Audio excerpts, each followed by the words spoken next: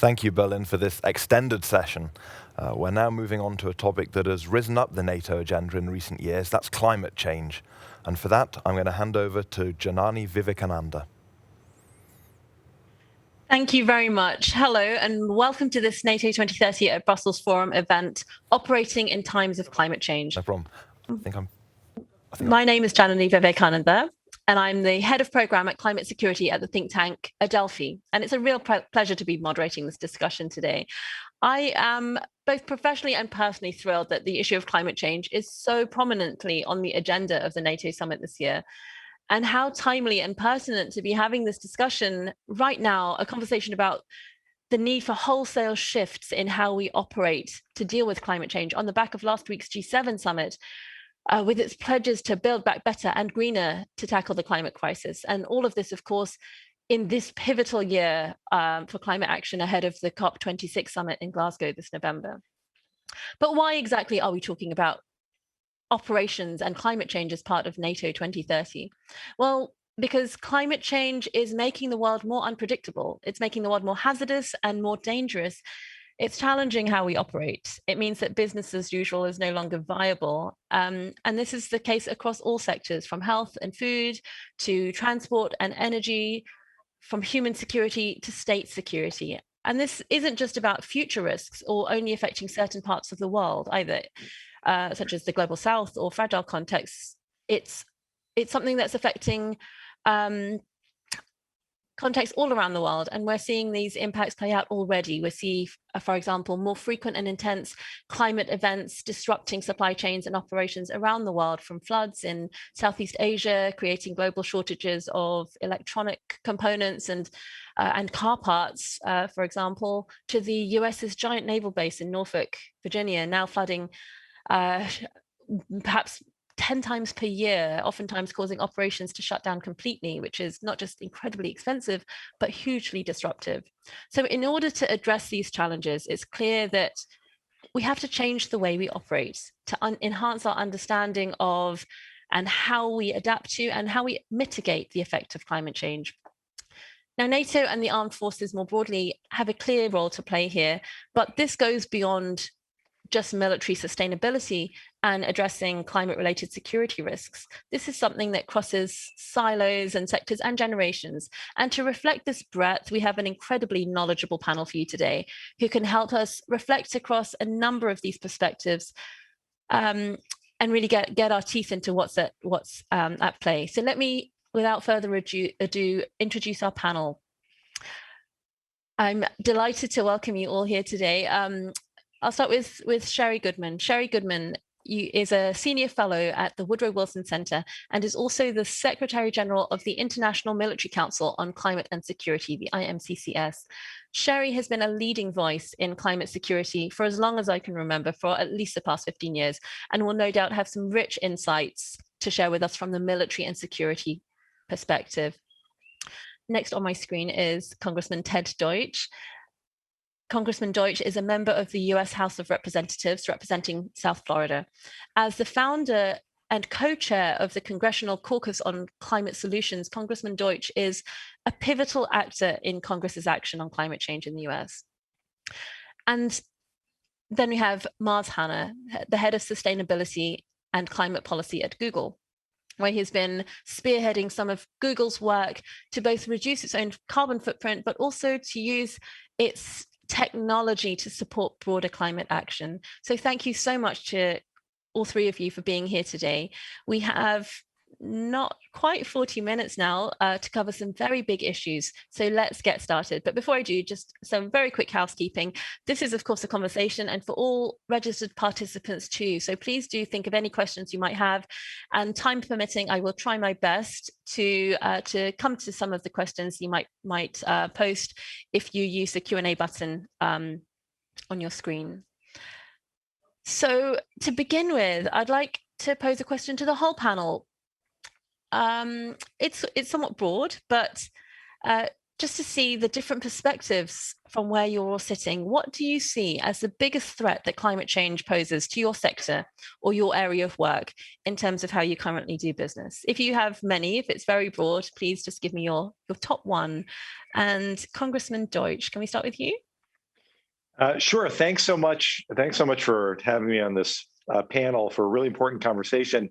I think the answer to your question where I work is the impact that climate has on literally every community in my country and every sector of the economy in my country. And you've touched on some of the issues already, but if we don't act and we don't recognize the impact of rising sea levels and stronger storms and prolonged droughts like we're experiencing currently in the western part of my country, the more dangerous and destructive wildfires, the disasters caused by climate change, then we never even get to the important conversations about the steps that we need to take to address the economic impacts, the economic benefits, the opportunities that exist in the United States if we take these on seriously.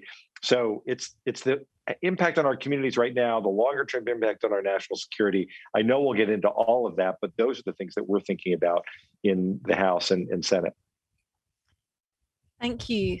Thank you very much. And Sherry, over to you. Can you tell us about the impacts of climate change on security operations and maybe share some examples of what this looks like on the ground and what we might expect in the future?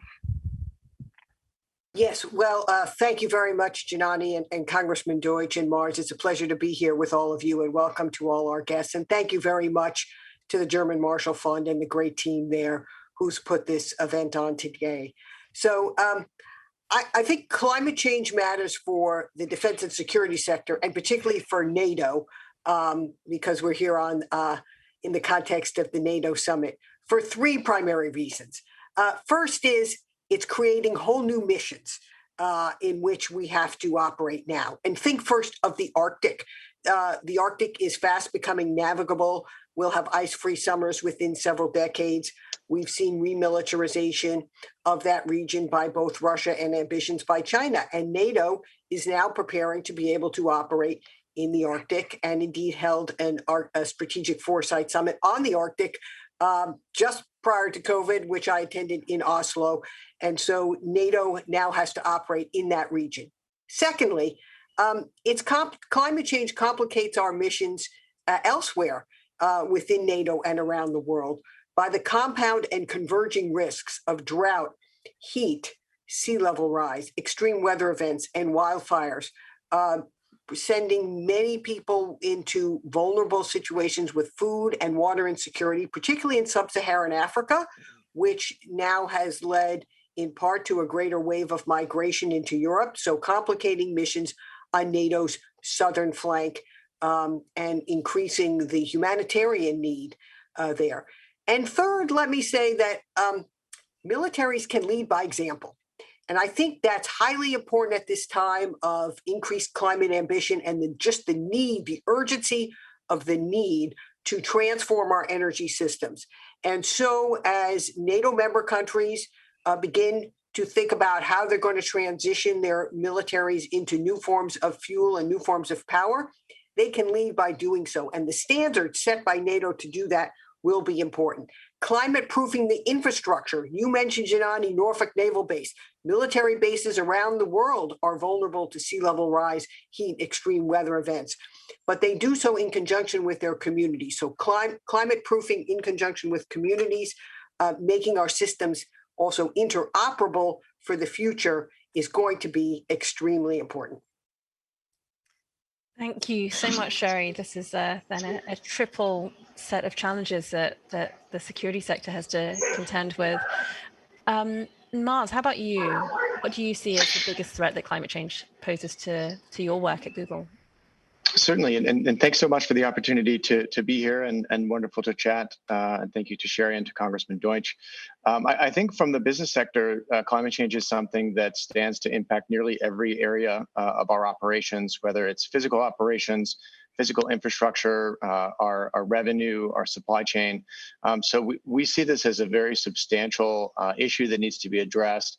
I think from our perspective, the greatest concern is the need really to meet the scale of the challenge and meet the needs of the science. It's very clear that the science tells us we need to reduce global emissions by nearly 50% by 2030. We've been very heartened to see robust commitment from policymakers all around the globe to achieving net zero by 2050, most recently in the G7 communique this weekend. But we know that at the end of the day, there's much to be done that will fall on the business community to take action. So at Google, we are committed to taking action on climate at a whole of company level. We've made a commitment to operate all of our data centers and offices on 24-hour a day, 7-day-a-week carbon-free energy by the end of this decade. We've committed to help 500 cities reduce a gigaton of carbon through use of our products and services that can help cities develop clean infrastructure plans. And we know that many people come to Google because they're looking for ways to live more sustainably. And so we've committed to help 1 billion people live more sustainably through our core products by next year. We know this is going to be something that we need everybody to be a part of, and we're committed to bringing everything we have across our company to help tackle this issue. Thank you very much, Lars. So some huge risks that we face, but great that you touched on some of the ways that you're going about addressing them to adapt with some of these challenges to operations. So you touched on some of what you're doing to adapt to or to reduce your emissions footprint. Can you tell us a little bit about the adaptation side of the piece? So there's a significant amount of climate change kind of baked into the system. It's already at play, and we are going to be facing these impacts over the coming decades. What are you doing differently to better adapt strategies to cope with increased climate variability and this kind of increased frequency and intensity of climate impacts that we're seeing, Mars? I think certainly. So I think for us, this is really about future-proofing our operations and trying to shift right now to a world where we're able to achieve 100% carbon-free energy supply. So we've been carbon neutral since 2007. We did that through the purchase of high-quality carbon offsets at the time. But we were very clear-headed back then that we needed a more methodologically robust way to operate sustainably if we are going to adapt to changes in the climate that are coming, recognizing certainly adaptation is a critical component of our work. So we began purchasing renewable energy, physical renewable energy for our operations back in 2010. We scaled that work up over the coming decade, and by 2017 we were able to achieve we match 100% of our electricity consumption at our data centers. Which is currently about twice as much power as the city of San Francisco consumes. So it's a great deal. We match 100% of that with renewable energy. And then last year we knew that we needed to go beyond. We know that purchasing the same quantity of renewable energy over the course of the year is helping to bring on a tremendous amount of new clean energy onto the grid. But what we ultimately need to do is get grids in and of themselves to zero carbon. And so we've set a goal now to every hour of every day, power our operations on a clean energy resource. So currently we're at about 61% of hours, and we know that there's much work to be done on the technology front, on the policy front, and on the transactions front to get us from that 61% up to 100%. And so lots of work to do. We're going to be opening up the technology aperture, looking at new kinds of clean energy supply that we can bring online to de-risk the electricity supply for our facilities. We're going to be looking at new kinds of transactions we can do and different ways we can help support policies that bring on clean energy, that make markets more competitive, more open, that make it easier for any company anywhere to be able to opt into these kinds of transactions. So lots more to come. Okay, thank you. If we're thinking about emissions, Congressman Deuts, you've been developing a plan to reduce carbon emissions and drive the transition to clean energy alternatives at the government level. Can you tell us a little bit more about this? Sure, I would like to just spend a couple of seconds boasting about the strategy that's been on full display where I live in South Florida. We have we have challenges, obviously, in addressing a lot of these issues because in some places, mostly in the capital in Washington, too often these become partisan debates. In South Florida, the climate compact that exists that brings together local government officials, local business leaders of all political persuasions, understanding that the issues that they're grappling with are happening right now in our communities. They've taken a regional approach that I think is a good model for other parts of the country. In terms of what we're doing in Washington, we have a piece of legislation, the Energy Innovation and Carbon Dividend Act. We've now got 68 co-sponsors. The approach is very simple. I think we need to put a fee on carbon. And there are studies that show that our plan would exceed the Paris commitments. It would reduce emissions. It would help to clean the air, protect people with asthma, and all of the revenue that comes in would then go back to the people in our country. Ultimately, an annual check of over $1,000 to every adult. Just really quickly, it puts a fee of $15 a ton on carbon emissions. That increases $10 per ton each year that designated greenhouse gas emission targets aren't achieved. And as I said, all the money goes back to the American people to enable families to cover any increases in energy costs. It is widely supported by the business community, by local governments, by numerous organizations, environmental organizations around the country. The IMF has acknowledged the importance of putting a price on carbon. So as we go forward and we talk about the kinds of steps that are taken, and I think coming out of the G7 and reaffirming the $100 billion commitment in climate finance for developing countries, all of that is really important. The infrastructure debate that we're having in our country is also, and the climate investments necessary, also important. But putting a price on carbon will have an immediate impact that will help get us to what we're all striving to achieve, which is net zero emissions. And we continue to build support for it here in the United States. Thank you. Fascinating. So I can understand from Mars's perspective why Google has to do this. It makes business sense. It's going to be expensive not to do this in the long run. How, Congressman Deuts, how can you convince your constituents that it's worth having this additional fee for them, or is it something that is transferred to businesses and not to individual citizens? How do you get people to back this carbon fee? Sure, it's assessed at the source, but ultimately, certainly we expect that in the short term costs will go up, which is why all of the revenue that comes in, unlike some other efforts in the past that seek to target one particular area of investment or another, all of the money will go back to the American people. So it's ultimately going to result in a situation where the average American is going to be better off. But what we have to remember, and certainly the panelists here and everyone watching understands, that there is a cost now. And the idea that we can simply go on with all of the challenges that exist to our economy, to our environment, that have impacted so negatively the direction that we're headed in failing to address climate change, we've got to address that cost. And if we can do it in a way that has the broad support of environmental groups and business groups, that recognizes, as we've already heard from Google and others, where companies, so many of the largest companies in the world are already putting a price on carbon internally, but then they're not paying it in the United States. We have to do something that brings people together to confront these challenges, and that's what this legislation will do.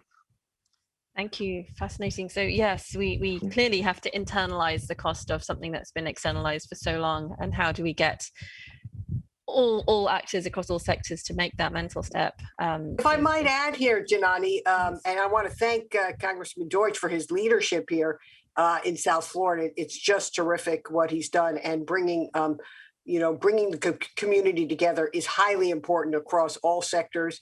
It also compels, our military and our defense leaders in that region also to raise their resilience game and their and their climate game. But, and speaking of the cost, we've paid for the cost already in lives lost. When we've deployed our forces in Afghanistan and in Iraq, most of the convoys to the front were fuel convoys, and they were vulnerable to improvised explosive devices because we're trucking fuel and water to the front. Now, we learned the hard way after losing lives to innovate and find ways to reduce fuel use, alternatives, innovations in energy use at the front. But we shouldn't have to pay in lives. We should be better off paying upfront now, assessing that risk. And that's going to create opportunities for employment, opportunities for climate tech and clean tech. And we see it across every sector of the economy. And I'd say in the security sector, the great opportunity here is in part to help set the standards for resilient infrastructure, set the standards for the new fuels that will be interoperable, because then the private sector and governments can sort of meet those standards and rise to the occasion. And that's going to be the great opportunity, both for security and for economic opportunity. Thanks, Sherry. No, it's great that you brought technology in. I don't know if anyone's come across the NATO Climate and Security Action Plan, which is, I think, due to be launched over the course of this week, which is looking to commit NATO member states, the militaries, to net zero by 2050. This means all of NATO allies' militaries need to really advance their efforts around greenification, and here we need technology. Maybe, Sherry, can you tell us a little about the role of technological innovation from the security sector in addressing climate change? How do you see, or what prospects do you see for with the current R&D for the greenification of NATO allies' militaries? Well, I see very significant opportunities. Both, we have to remember that in the U.S., technology leadership brought us the internet and the global positioning system, and whether in technology and defense will bring us the next green solution. I think it will come likely from the private sector, but the buying power of our military will be important to help with embedding and with help with the first mover. I'm very excited about NATO's climate security action plan that's going to be released this week. I've spoken directly with Secretary General Stoltenberg about it in the past. And last week, we released the second World Climate Security Report of the International Military Council on Climate Security, which is over 35 military and national security leaders worldwide committing to climate action in the security sector. And so we're committed to addressing both and I would say there's green tech in the energy side, but there's also climate tech emerging to help us improve our predictive capabilities for extreme weather and flooding and tides. We need to be able to plan better to ensure our infrastructure and our communities are resilient. And it's those predictive capabilities coming from the private sector that will provide a great enhanced capability for us to manage it across security and other sectors of society. Thank you, Sherry. Staying with technology, Mars, Google's obviously a huge source of innovation. What do you see as the role of technological innovation in addressing climate change? And how can you see Google technology support global climate action?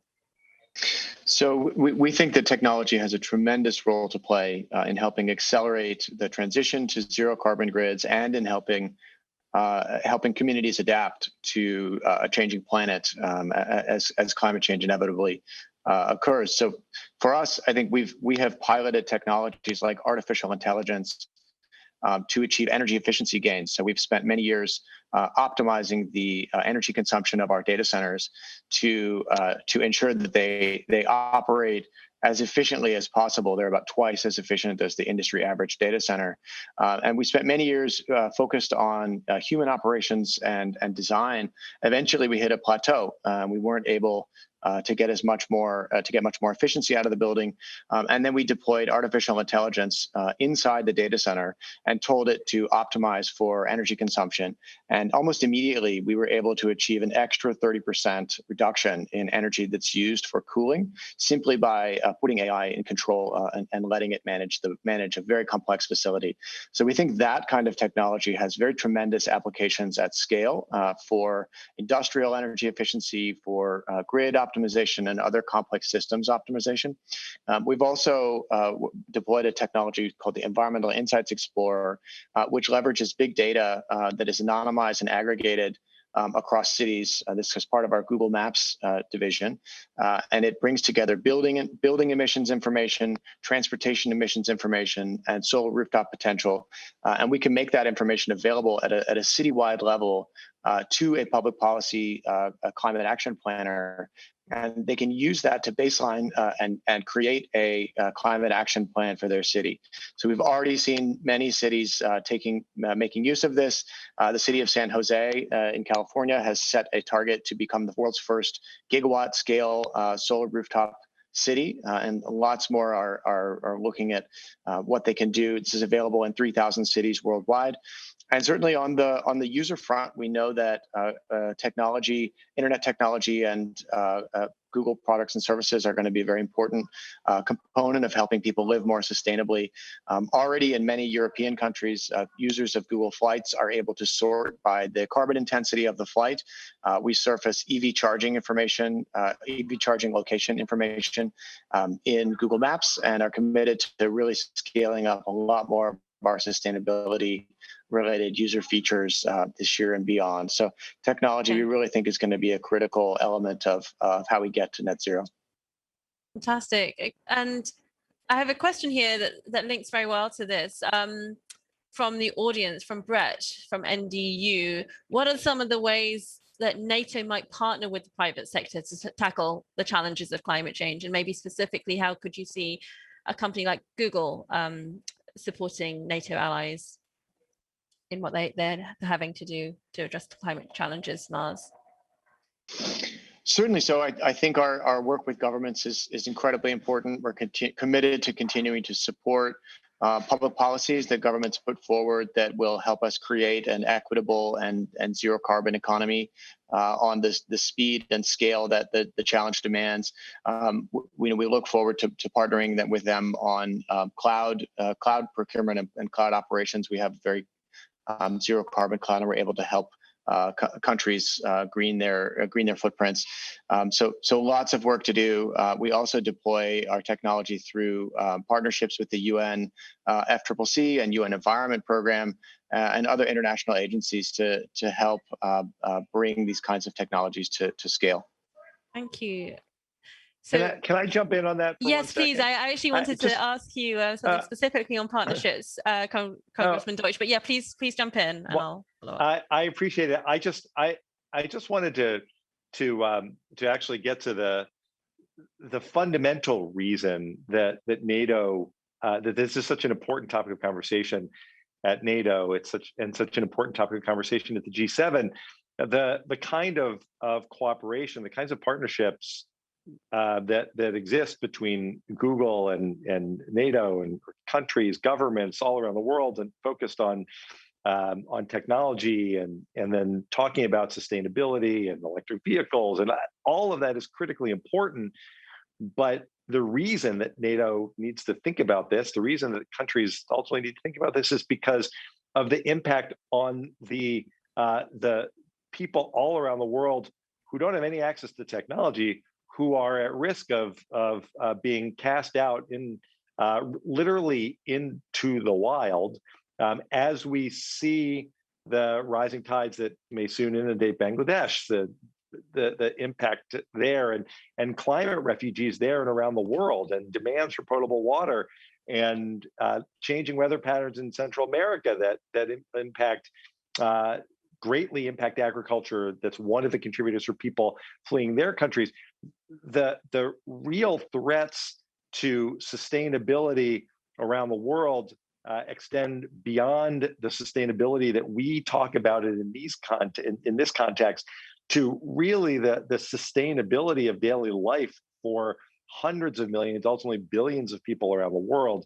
And I sometimes think that in conversations like this, we focus at this high important level that will help us address these. But if we don't constantly remember what's happening at the base level that makes this such a critical issue for all of us, then it's hard to build the political support to do the things that are necessary to address it. Thank you. I think that's an incredibly important reminder that it's important that we think about mitigating and reducing emissions, but we also need to invest and support through money, through technology, through tech transfer, support those that are having to adapt with these climate impacts as part of their day-to-day lives and their very existence. In terms of partnerships, I think climate change is such a broad risk and no one actor or one sector has all the answers. Miles, you touched on some of the partnerships. I'd like to just understand better where you, as the panel, see the most effective and important partnerships we need to pursue and keep building to address these immense challenges that we face. I guess with the US finally back in the Paris Agreement, a major partnership would be one between the GOP and Democrats to be able to push forward as this as a bipartisan issue. Congressman Deuts, maybe you could give us some insights into where you see the space for bipartisan support on this issue and what you see as the biggest challenge here. Sure. Well, I think it's conversations like this about the impact that that climate change is having on our national security, on our economy, that bring Republicans and Democrats to the table to discuss it together. But again, as I said earlier, Congress is in many respects late to the game. Out in America, where the impacts of climate change are being felt right now, those partnerships are already happening. The partnerships, not just between Democrats and Republicans, but between government and NGOs, between government and the private sector.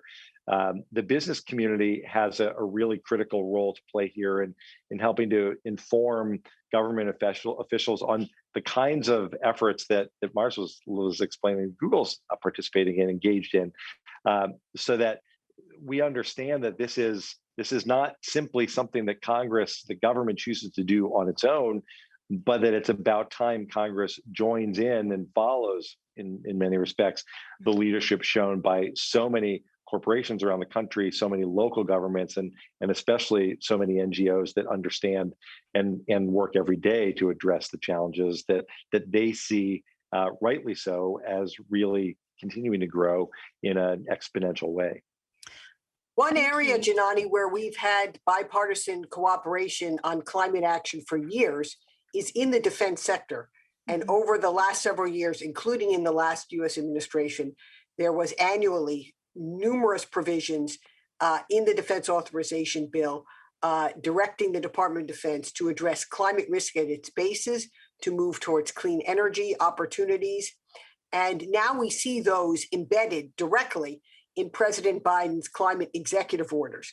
And that's work, of course, I've been personally involved in for many years since we first characterized climate change as a threat multiplier with the CNA Military Advisory Board back in 2007, which really led to the first assessments of climate as a security concern in the US Defense Department and the intelligence community. And now we see this spreading globally. So I think those partnerships are important. And now we have the private sector that has opportunities both to sell into the defense sector, but then use the buying power of the military to spread it throughout our communities to address at-risk populations as well, and to create those employment opportunities and to address supply chain risks, which are increasingly critical. For example, electric vehicles.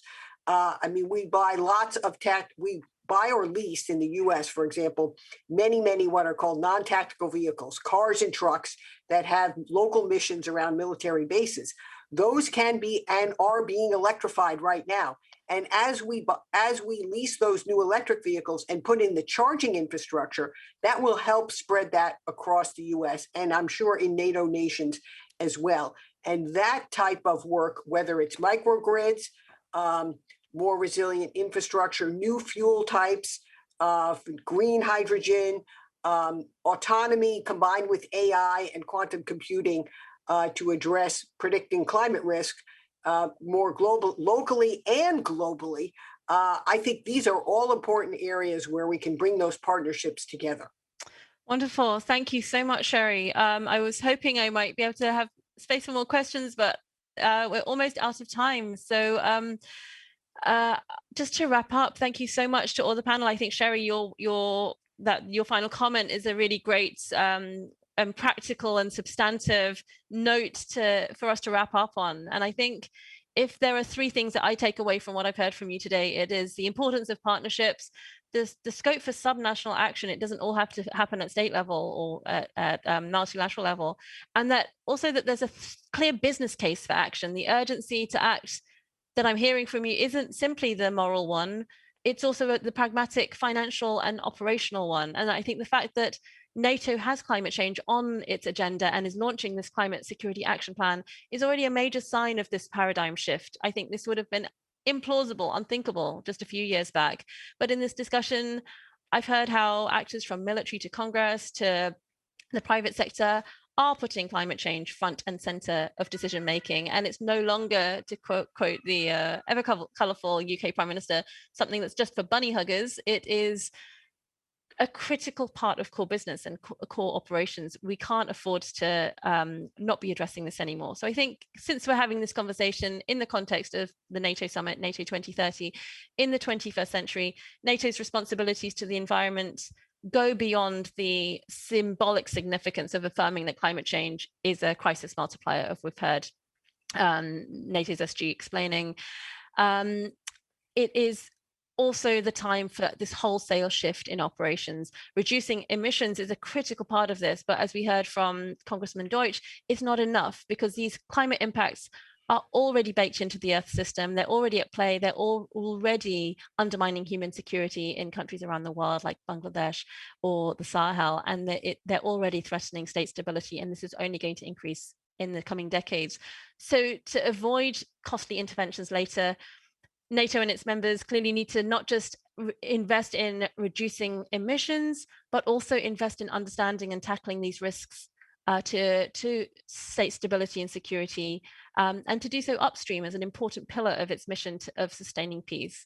And I think this NATO Climate Security Action Plan launched this week sets out some really strong and clear goals for NATO members, but this action plan is also, I think, a call to global actors to do more to fully understand and integrate climate change, not just to reduce emissions, but also increase capacities to deal with climate impacts. So I think our conversation today has really identified some important opportunities as well as challenges to help inform NATO's plans. And I think we've got some distance to travel, but I think our panelists are helping us move in the right direction. So with that, thank you so much to all of our speakers, to Sherry Goodman, to Congressman Deuts, and to Mars Hanna for covering so much ground and providing such insightful responses. And thank you to the audience for tuning in. And I hope you have found this conversation as informative and as interesting as I have. Thank you so much. Goodbye.